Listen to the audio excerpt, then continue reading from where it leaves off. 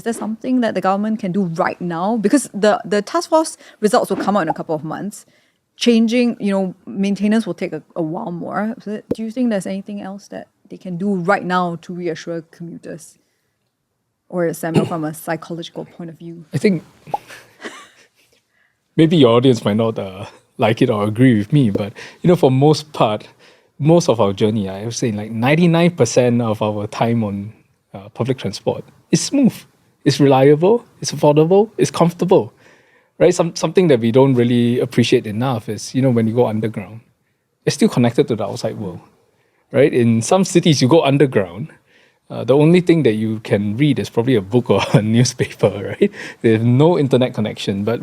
So that is how far we have come and how comfortable and how well thought out the public transport system is already. And 99 or maybe even more percent of the time, it works. But we jump on the one, maybe 15 disruptions, right, that happen. So I think the public should also put it into perspective to understand on the broader scheme of things. Most of the time it functions, right? Yeah, I agree with you.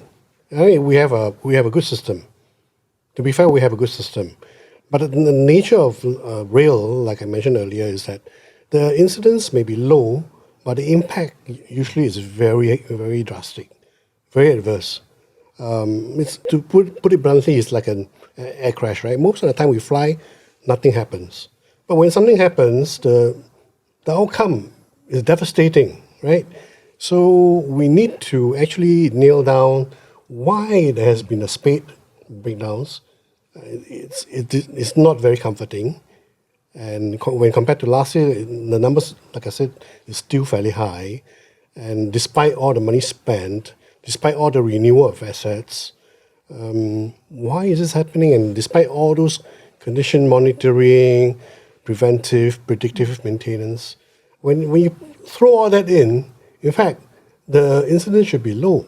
So I wonder, okay, what could be the wildcard? The wildcard, like I said, mentioned earlier, this could be the surge in, or the constant, not surge, but the constant rise in ridership, because people, we have a growing human population, and what's the most convenient way of going about in Singapore? The rail, right? So we have to make sure, we have to make doubly sure that it works. Like I said, there's not different from other cities. Right? There are other alternatives here. Car ownership is only about 1/3, of households. So the other 2/3 rely on public transport, and the most convenient and fastest way is to go by train. I think when you mention other cities, and Mr. Seah also mentioned it when he was replying in Parliament, it's when we compare, right? The thing about going overseas is that there are other options, right? Or what we call like redundancies. If the train fails, you can have a plan B, plan C, or plan D. But in Singapore, it's not really the case here. Like if the train breaks down halfway, then you get off, you have a bridging service. Or if you're about to get on the train, you like it's broken down for today, then what's the plan, right? So are we playing catch up in that sense, in like preparing for alternatives? Yeah. So quite some time ago, when the LTA was first formed, their stated ambition was to roll out or to announce one line per year. That means every year they will announce a new rail project. So we found that, that's so exciting. That's so ambitious. I mean, that's the way to go, right? But that didn't happen. Then I wonder what happened, and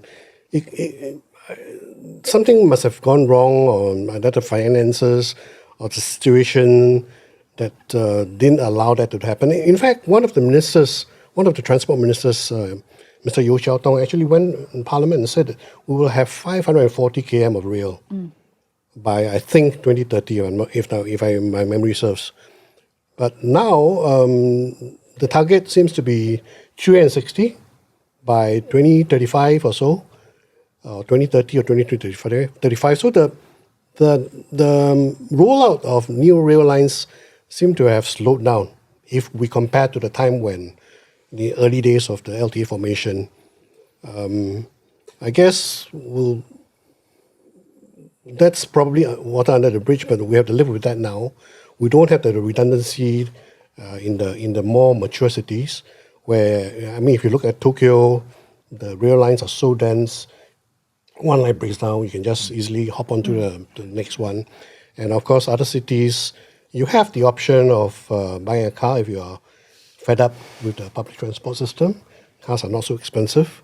And then you may even have the option of, moving out into the suburbs, live a little further away from the city, things are less expensive. And then you make the commute by regional rail into the city to work. So that's the option. I mean, in Singapore, it's very unique. We are city-state. We are island. We don't have hinterland. We don't have the land. So, I mean, our suburbs is actually just there. just there, right? Next door to the city. But, Yeah. So it's not an actual apples for apples comparison when we talk about like other cities, right? No. But yeah. in Singapore, we have to look at it in totality too, right? Like rail is just one mode. Of course, then you have your buses, you have emerging modes, right? For instance, I'm an advocate for active commuting.